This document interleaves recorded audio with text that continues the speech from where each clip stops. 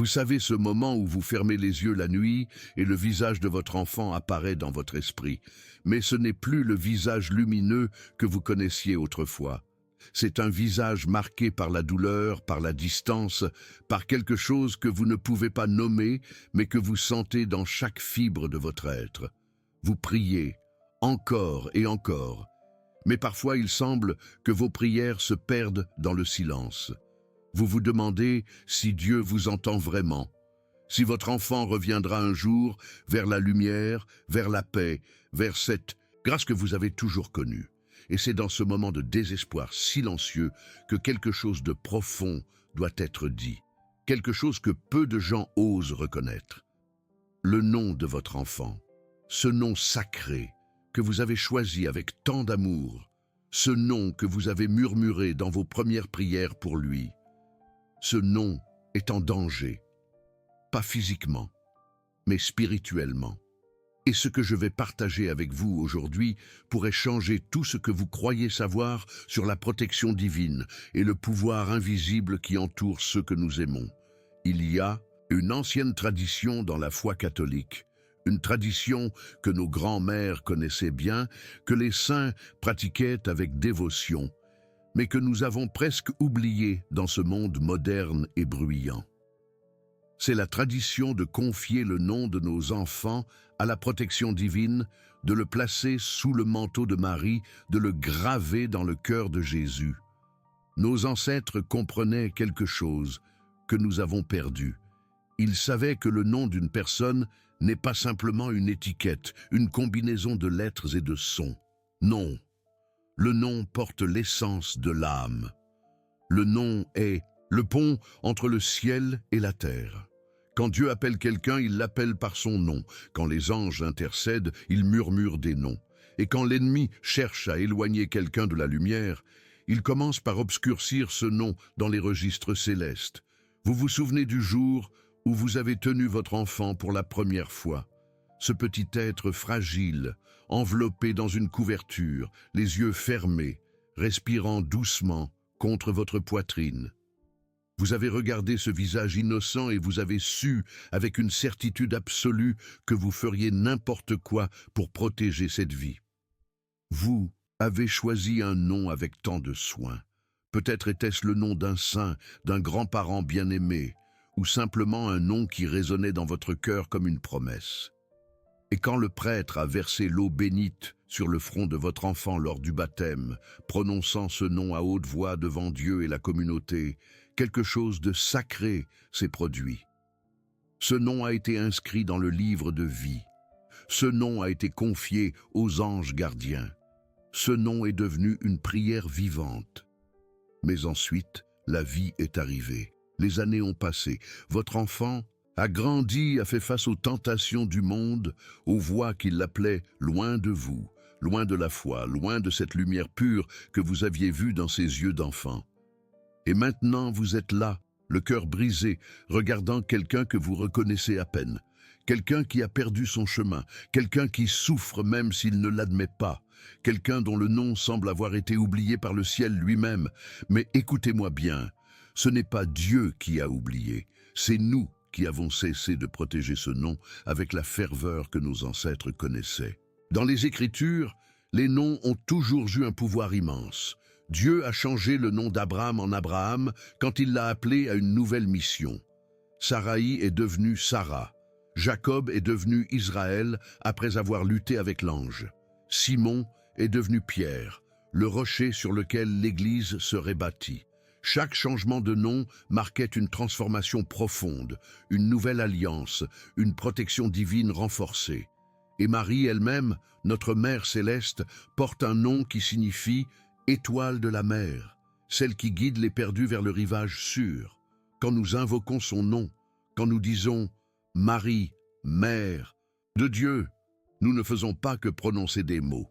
Nous activons une protection millénaire, nous ouvrons les portes du ciel, nous appelons la plus puissante des intercédeurs à notre aide.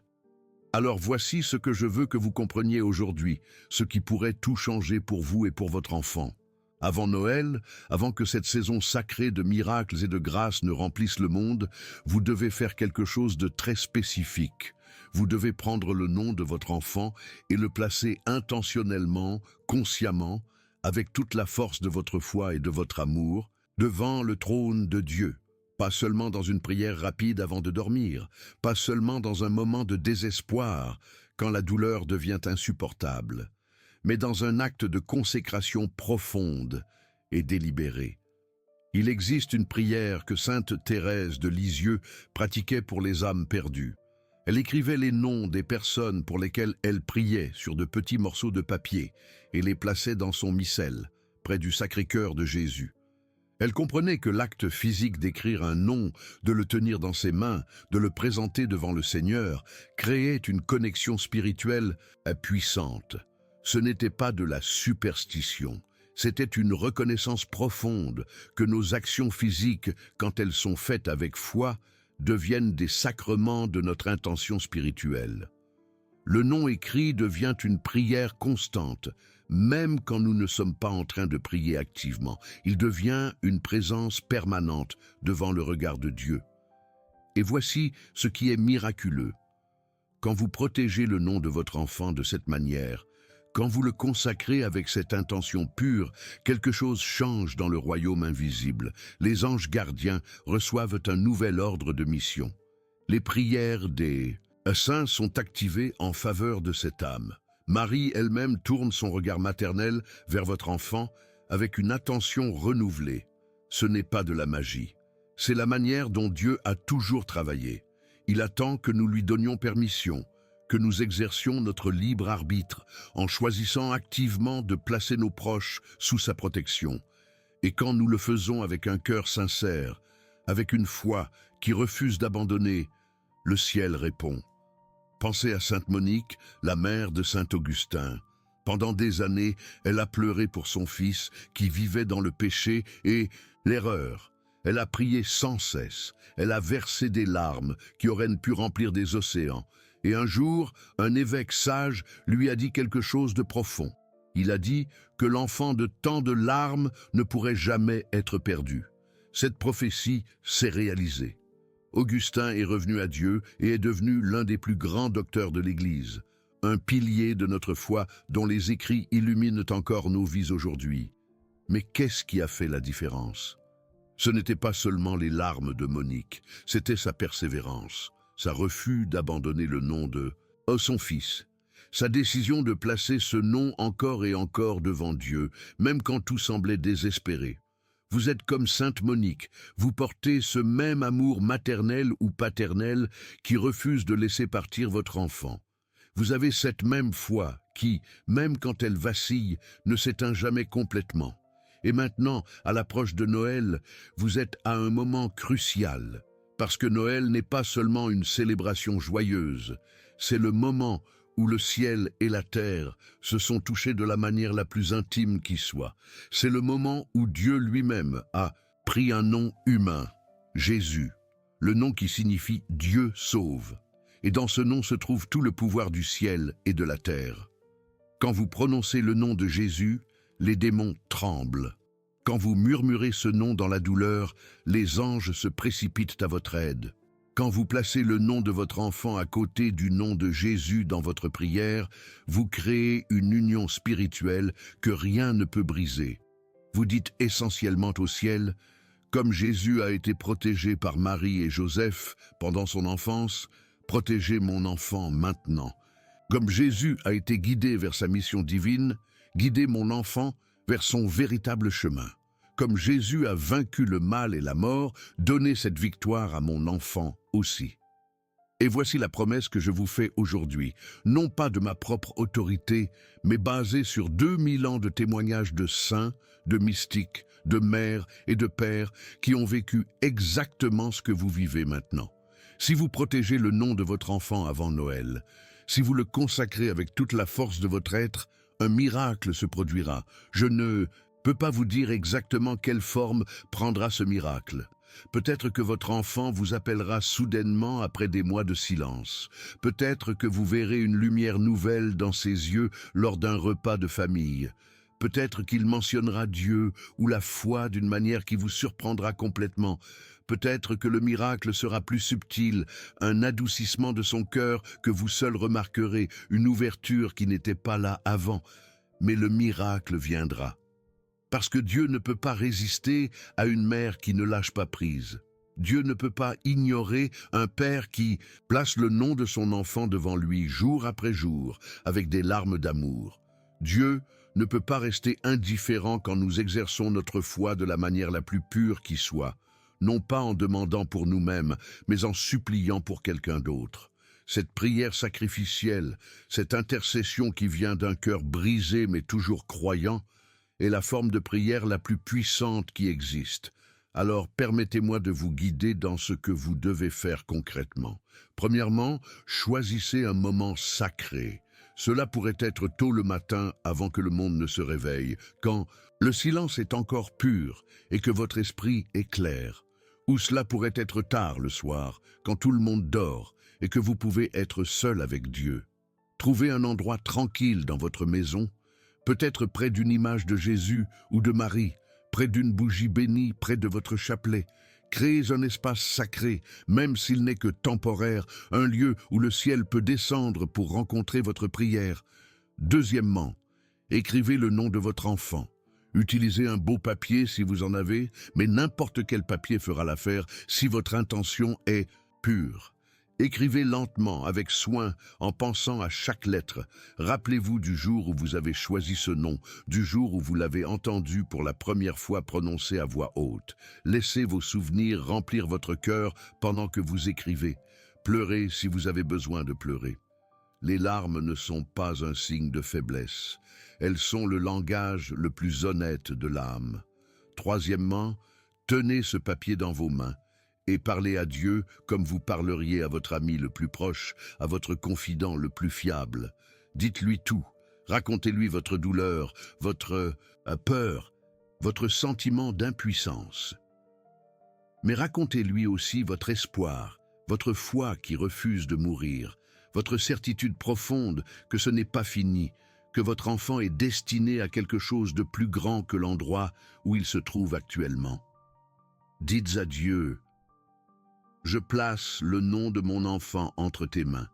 Je te demande de le protéger, de le guider, de le ramener vers la lumière. Je ne peux pas le faire moi-même. J'ai essayé et j'ai échoué. Mais toi, tu peux faire ce que je ne peux pas faire. Fais ton œuvre dans sa vie. Envoie tes anges. Touche son cœur. Ouvre ses yeux. Rappelle-lui qui il est vraiment, l'enfant bien-aimé que tu as créé avec un but et une destinée. Quatrièmement, placez ce papier quelque part de significatif. Vous pourriez le mettre dans votre Bible, marquant un passage qui parle de la miséricorde de Dieu ou du retour de l'enfant prodigue. Vous pourriez le placer sous une statue de Marie dans votre maison, symbolisant que vous confiez votre enfant à sa protection maternelle. Vous pourriez le garder dans votre poche ou votre sac à main près de votre cœur, pour que chaque fois que vous le touchez pendant la journée, ce soit un rappel de prier à nouveau. L'emplacement physique importe moins que l'intention derrière.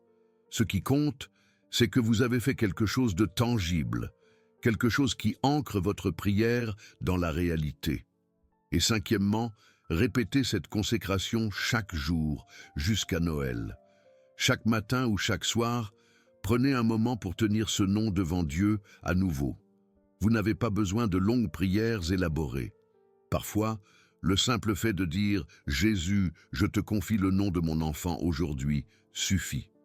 Parfois, un soupir du cœur est la prière, la plus puissante. Ce qui importe, c'est la constance, c'est la fidélité, c'est votre refus d'abandonner même un seul jour. Maintenant, je veux vous parler de quelque chose que vous devez comprendre sur le timing. Pourquoi avant Noël ? Pourquoi cette urgence ? Parce que Noël n'est pas simplement une date sur le calendrier, c'est un portail spirituel, c'est un moment où les voiles entre le ciel et la terre deviennent plus minces. C'est un temps de grâce extraordinaire où Dieu déverse ses bénédictions sur le monde d'une manière unique. Pensez à ce qui s'est passé lors de cette première nuit sainte. Des bergers ordinaires ont vu les anges. Des mages venus de loin ont été guidés par une étoile. Des cœurs endurcis comme celui d'Hérode ont été secoués. Le monde entier a senti que quelque chose avait changé. Chaque année, à Noël, cette grâce est à nouveau disponible. Chaque année, le ciel s'ouvre d'une manière spéciale pour accueillir nos prières.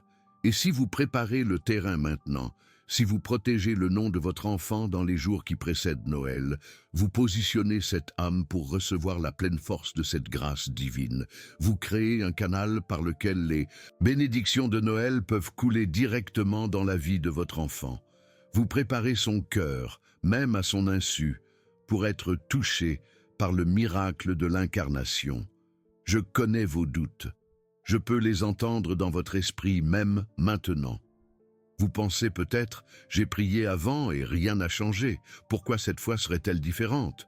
Ou peut-être, mon enfant est trop loin, il a fait des choix trop graves, le mal a pris trop de place dans sa vie. Ou encore, je ne mérite pas que Dieu écoute mes prières, j'ai moi-même échoué de tant de façons. Mais écoutez-moi attentivement. Ces pensées ne viennent pas de Dieu, elles viennent de l'ennemi qui veut vous faire abandonner juste avant la percée. Elles viennent du désespoir, qui est le contraire de la foi. La vérité est celle-ci. Vos prières passées n'ont pas été vaines.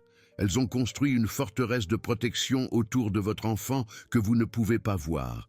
Elles ont retenu des malheurs que vous ne connaîtrez jamais. Elles ont planté des graines qui germeront au moment parfait de Dieu.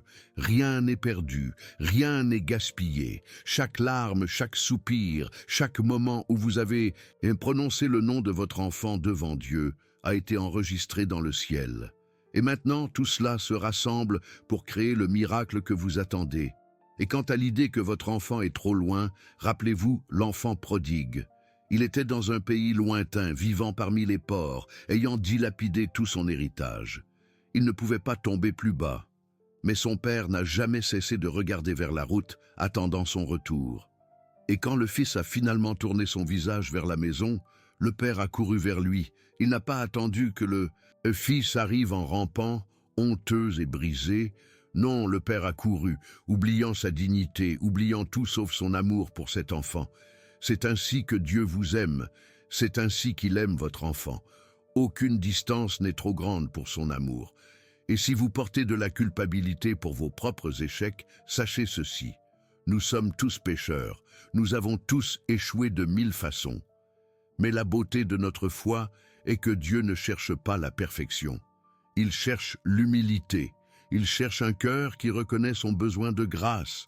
Et quand vous venez à lui en disant « Je ne suis pas digne, mais j'ai besoin de toi pour mon enfant », vous lui offrez exactement ce qu'il cherche. Votre faiblesse devient le lieu où sa force peut se manifester le plus puissamment. Il y a une autre dimension de cette protection du nom que je veux partager avec vous. Dans la tradition catholique, nous croyons à la communion des saints. Cela signifie que nous ne sommes pas seuls dans nos prières. Tous les saints du ciel prient avec nous, pour nous et pour ceux que nous aimons.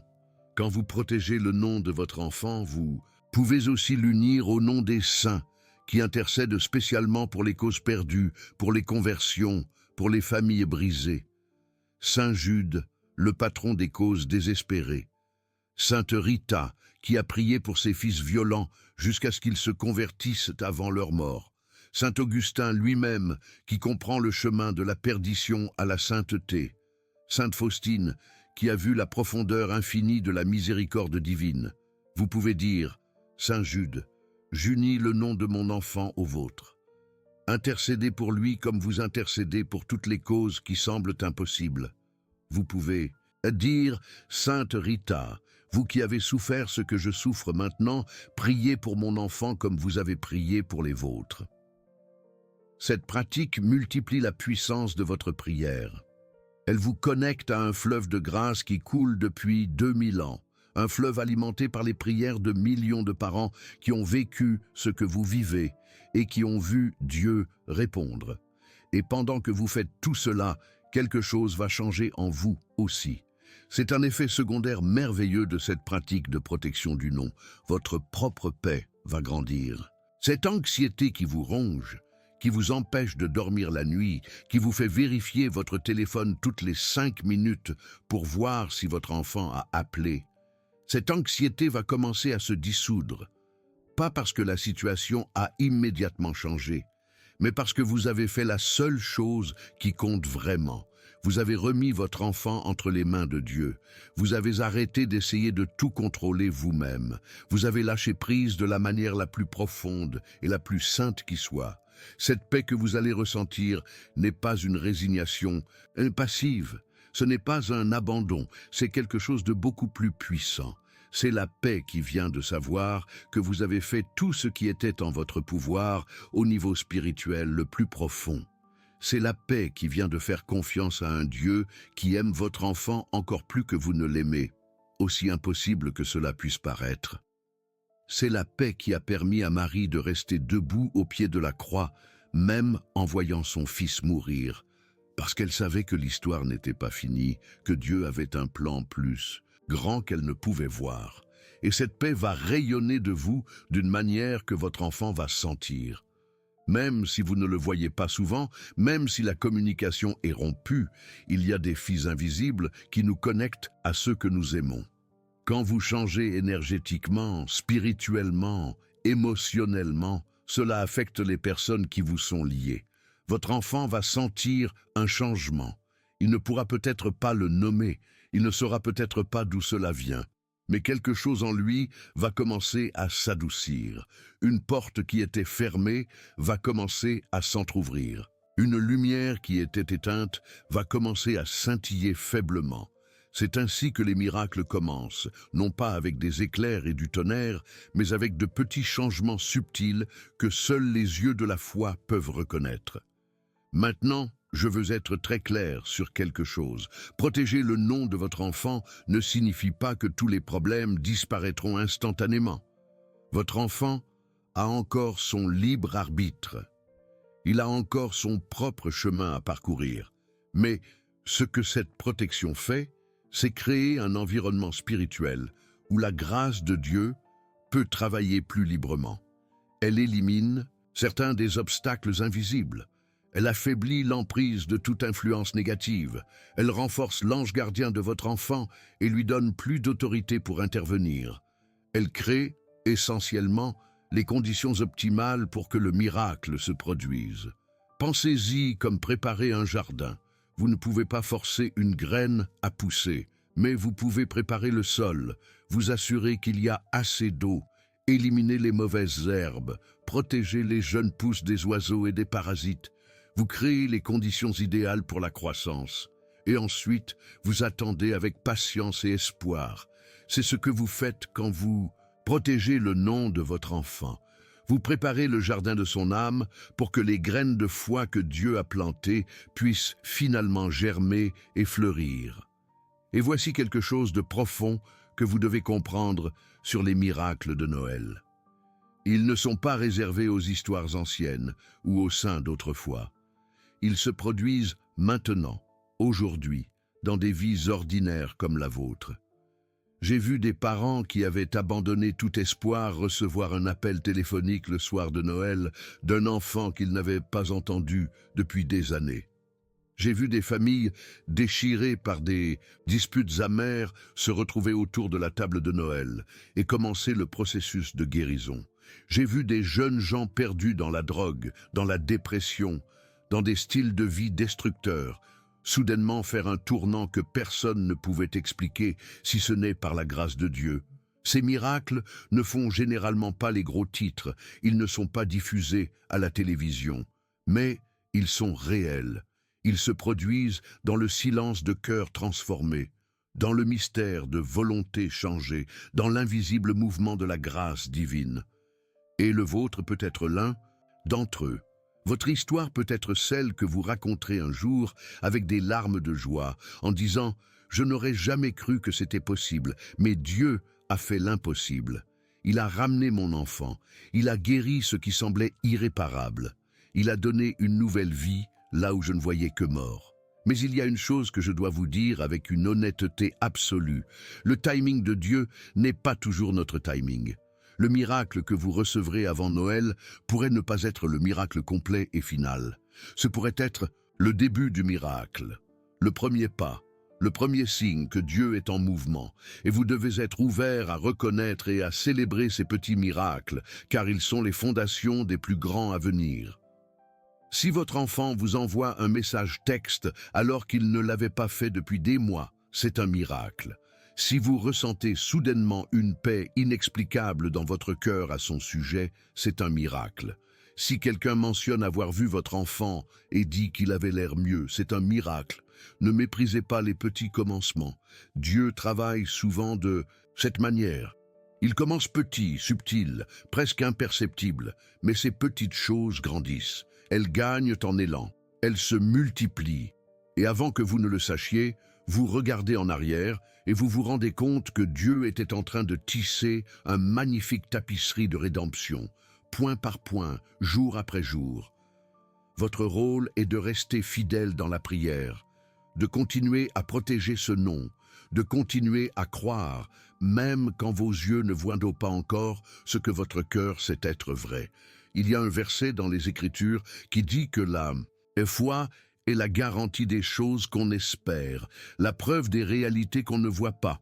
C'est une définition puissante. Votre foi en ce moment, même si elle est petite, même si elle tremble, est déjà la garantie du miracle à venir. Elle est déjà la preuve que Dieu est à l'œuvre, même si vous ne pouvez pas encore le voir. Votre décision de protéger le nom de votre enfant est un acte de foi. Et tout acte de foi, aussi petit soit-il, déclenche une réponse du ciel. Laissez-moi vous raconter quelque chose qui pourrait vous encourager. Il y a une prière dans la tradition catholique appelée la neuvaine de Noël. Elle commence le 16 décembre et se termine le 24 décembre, la veille de Noël. Pendant ces 9 jours, les fidèles prient avec une intention spéciale, se préparant à accueillir Jésus non seulement dans leur maison, mais dans leur cœur. Cette année, pourquoi ne pas faire de votre protection du nom de votre enfant le centre de votre neuvaine de Noël? Chaque jour, pendant ces 9 jours sacrés, prenez un moment pour tenir le nom de votre enfant devant Dieu, pour renouveler votre consécration, pour prier avec une intention renouvelée. Vous pouvez combiner cela avec d'autres prières puissantes. Le rosaire, bien sûr, est l'arme spirituelle la plus puissante que nous avons. Chaque Ave Maria est comme une flèche de lumière lancée contre les ténèbres.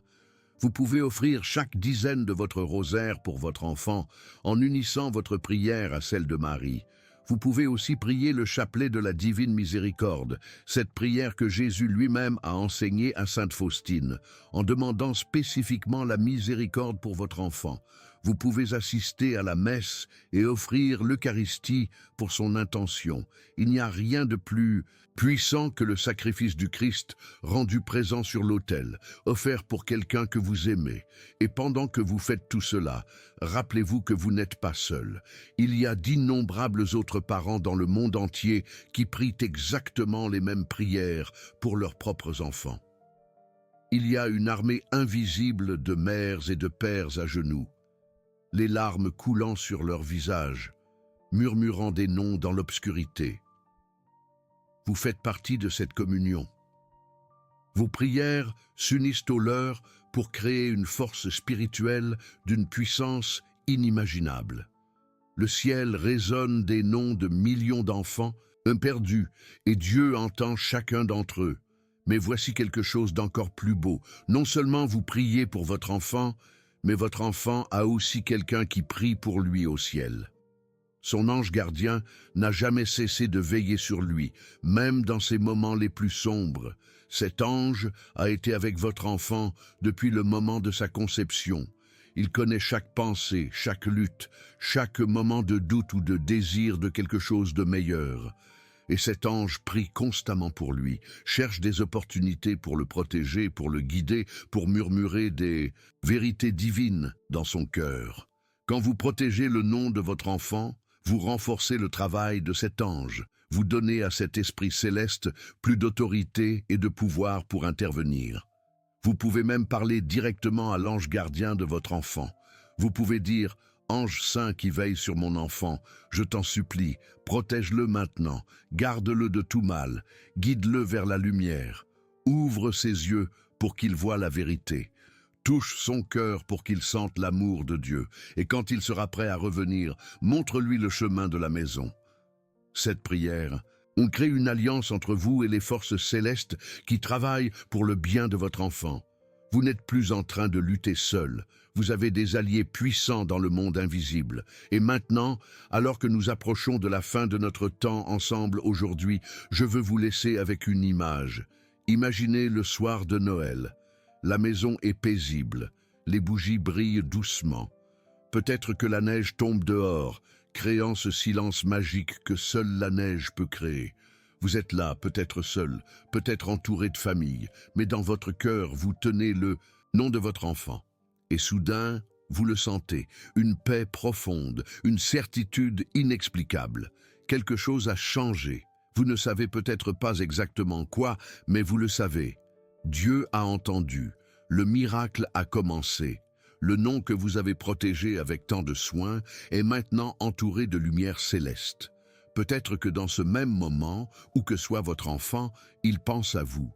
Peut-être qu'il regarde les lumières de Noël et se souvient de quand il était petit, de quand la vie était simple et pure. Peut-être qu'il sent un désir dans son cœur pour quelque chose qu'il ne peut pas nommer, mais qui ressemble à la maison, à l'amour, à Dieu. Peut-être que c'est le moment où la graine commence à germer. Peut-être que c'est le moment où la première fissure apparaît dans le mur qu'il a construit autour de son cœur. Vous ne le saurez peut-être pas tout de suite, mais cela arrive. Parce que vous avez fait votre part, vous avez protégé son nom, vous avez préparé le chemin, et maintenant Dieu fait sa part. C'est ma prière pour vous aujourd'hui. Que vous ayez le courage de faire ce que je vous ai partagé. Que vous preniez le nom de votre enfant et que vous le placiez devant Dieu avec toute la foi et l'amour dont vous êtes capable. Que vous refusiez de laisser le désespoir avoir le dernier mot. Que vous croyiez aux miracles, même quand tout dans le monde vous dit qu'ils sont impossibles. Parce que nous servons un Dieu qui se spécialise dans l'impossible. Un Dieu qui transforme l'eau en vin, qui fait marcher les paralytiques, qui ressuscite les morts. Un Dieu qui peut certainement toucher le cœur de votre enfant et le ramener vers la lumière. Et quand le miracle viendra, et il viendra, vous saurez dans votre cœur que ce n'était pas un accident, que ce n'était pas juste le temps qui a arrangé les choses, que c'était la main de Dieu répondant à vos prières, honorant votre foi, vous montrant qu'il n'oublie jamais ses enfants et qu'il n'oublie jamais les parents qui refusent d'abandonner. Ce sera votre témoignage. Votre histoire de rédemption, votre preuve vivante que Dieu est fidèle, que l'amour ne faillit jamais, que la prière change tout. Alors commencez aujourd'hui, n'attendez pas demain, n'attendez pas d'avoir plus de foi ou de vous sentir plus digne. Commencez maintenant tel que vous êtes, avec la foi que vous avez, aussi petite soit-elle. Écrivez ce nom, tenez-le dans vos mains, placez-le devant Dieu, et ensuite observez. Attendez, espérez, croyez, parce que votre enfant n'est pas perdu. Il est simplement en chemin de retour vers la maison, et vous avez juste allumé la lumière qui va le guider. Avant de partir, je veux que vous sachiez que cette conversation ne doit pas s'arrêter ici. Il y a tellement plus que je veux partager avec vous sur la manière de maintenir votre foi forte pendant cette saison, sur d'autres prières et pratiques qui peuvent soutenir ce que vous avez commencé aujourd'hui. Ne perdez pas notre prochain vidéo qui est en train d'apparaître sur votre écran maintenant. Il va approfondir ces vérités et vous donner encore plus d'outils pour votre voyage spirituel. Cliquez sur la vignette et continuons ensemble ce chemin vers le miracle de Noël. Que Dieu vous bénisse, vous et votre enfant. Que Marie vous enveloppe dans son manteau maternel et que la paix du Christ, qui dépasse toute compréhension, remplisse votre cœur. Amen.